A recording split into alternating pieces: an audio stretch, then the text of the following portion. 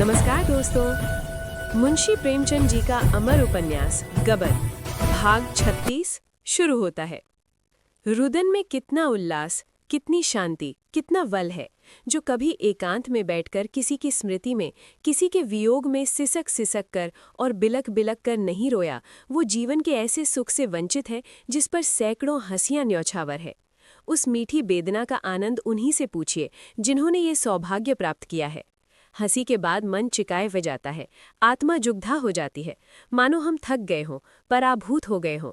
रुदन के पश्चात एक नवीन स्फूर्ति, एक नवीन जीवन, एक नवीन उत्साह का अनुभव होता है। जालपा के पास प्रजा मित्र कार्यालय का पत्र पहुंचा तो उसे पढ़कर वो भी रो पड़ी। पत्र एक हाथ में लिए, दूसरे हाथ से चौखट पकड़े वो सूच रोई। क्या सोचकर रोई वो कौन कह सकता है। कदाचित अपने उपाय की इस प्राणातीत सफलता ने उसकी आत्मा को विहुव्वल कर दिया, आनंद की उस गहराई पर पहुंचा दिया जहां पानी है, या उस ऊंचाई पर जहां उष्णता हिम बन जाती है। आज 6 महीने के बाद ये सुख संवाद मिला। इतने दिनों ये छलमयी आशा और अधीर दुराशा का खिलौना बनी रही।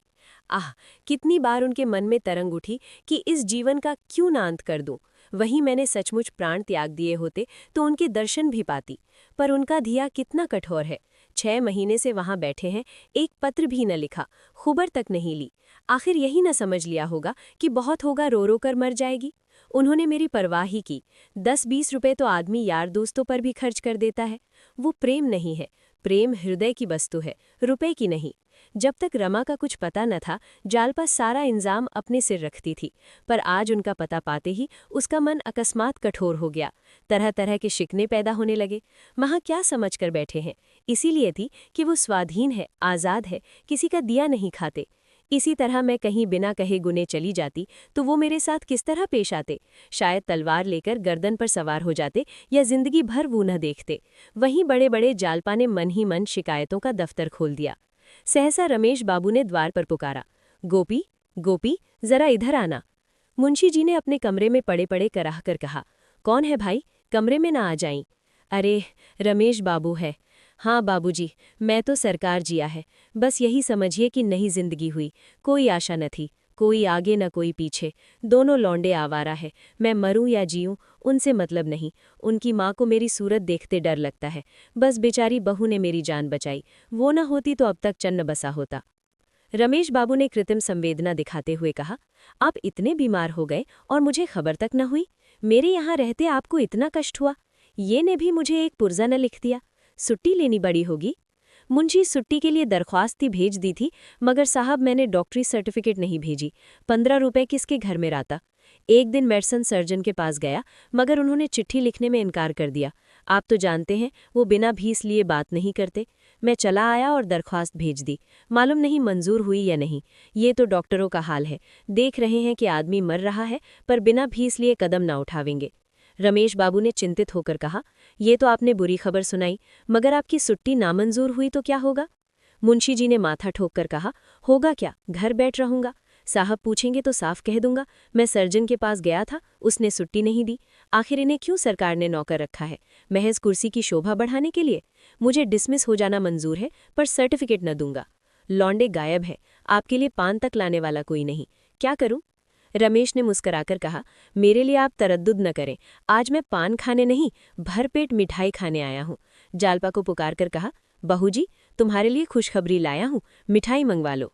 जालपा ने पान की तश्तरी उनके सामने रखकर कहा, पहले वो खबर सुनाइए, शायद जिस खबर को आप नई नई समझ रहे हो वो पुरानी हो गई हो। रमेश, जी कहीं हो ना, रमानाथ का पता चल गया, कलकत्ता में है। जालपा, मुझे पहले ही मालूम हो चुका है। मुंशी जी झपट कर उठ बैठे, उनका ज्वर मानो भागकर उत्सुकता की आड़ में जा छिपा।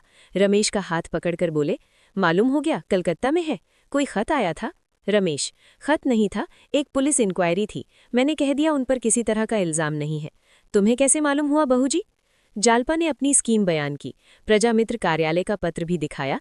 पत्र के साथ रुपयों की एक रसीद थी जिस पर रमा का हस्ताक्षर था। रमेश, दस्तखत तो रमा बाबू का है, बिल्कुल साफ, धोखा हो ही नहीं सकता। मान गया बहू जी तुम्हें, वाह क्या हिकमत निकाली है, हम सबके कान काट लिए, किसी को न सूझी। अब जो सोचते हैं तो मालूम होता है कितनी आसान बात थी। किसी को जाना चाहिए जो बच्चा को पकड़कर घसीट लाए। ये बातचीत हो रही थी कि रतन आ पहुंची। जालपा उसे देखते ही वहां से निकली और उसके गले से लिपट कर बोली, बहन, कलकत्ता से पत्र आ गया, वही है। रतन, मेरे सिर की कसम। जालपा, हाँ सच कहती हूँ, खत देखो ना। रतन, तो आज ही चली जाओ। जालपा, यही तो मैं भी सोच रही हूँ, तुम चलोगी? रतन, चलने को तो मैं तैयार हूँ, लेकिन अकेला घर किस पर छोड़ूं? बहन, मुझे मणिभूषण पर कुछ शुभा होने लगा है। उसकी नीयत अच्छी नहीं मालूम होती। बैंक में 20,000 से कम न थे, सब न जाने कहाँ उड़ा दिए। कहता है क्रियाकर्म ने खर्च हो गए। हिसाब मांगती हूँ तो आंखें दिखाता है। दफ्तर की कुंजी अपने पास रखे हुए है, मांगती हूँ तो टाल जाता है। मेरे साथ कोई कानूनी चाल चल रहा है। डरती हूँ मैं उधर जाऊं, इधर वो सब कुछ ले देकर चलता बने। बंगले के गाहक आ रहे हैं। मैं भी सोचती हूँ गांव में जाकर शांति से पड़ी रहूं। बंगला बिक जाएगा तो नकद रुपए हाथ आ जाएंगे। मैं न रहूंगी तो शायद ये रुपए मुझे देखने को भी न मिले। गोपी को साथ लेकर आज ही चली जाओ, रुपए का इंतजाम मैं कर दूंगी। जालपा, गोपीनाथ तो शायद ना जा सके, दादा की दवा दारू के लिए भी तो कोई चाहिए।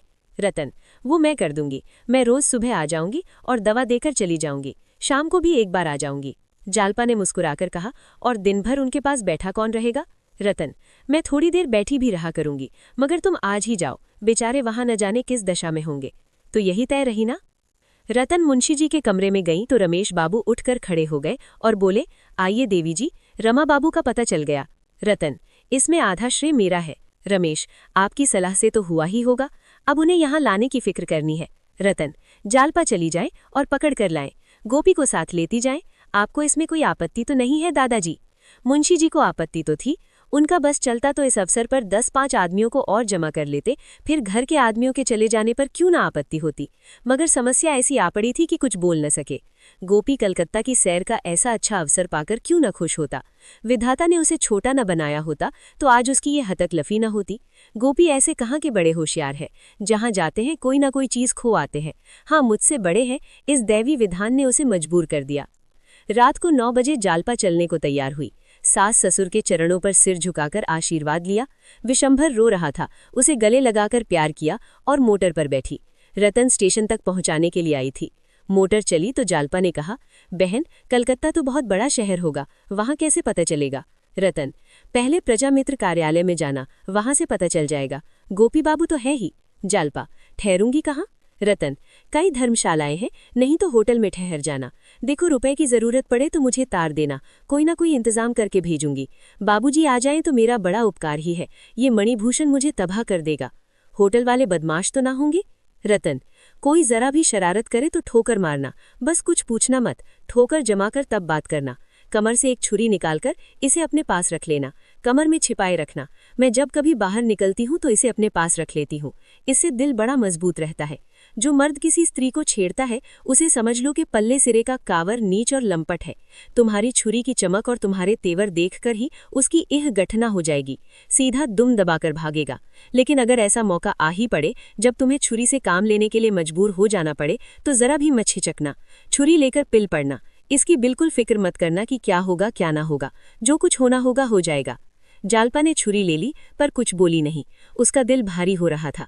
इतनी बातें सोचने और पूछने की थी कि उनके विचार से ही उसका दिल बैठा जाता था। स्टेशन आ गया, कुलियों ने आसमान उतारा, गोपी ने टिकट लाया। जालपा पत्थर की मूर्ति की भांति प्लेटफॉर्म पर खड़ी रही, मानो चेतना शून्य हो गई हो। किसी बड़ी परीक्षा के पहले हम मौन हो जाते हैं, हमारी सारी शक्तियां उस संग्राम की तैयारी में लग जाती हैं। रतन ने गोपी से कहा, होशियार रहना। गोपी इधर कई महीनों से कसरत करता था, चलता तो मुड्ढे और छाती को देखा करता।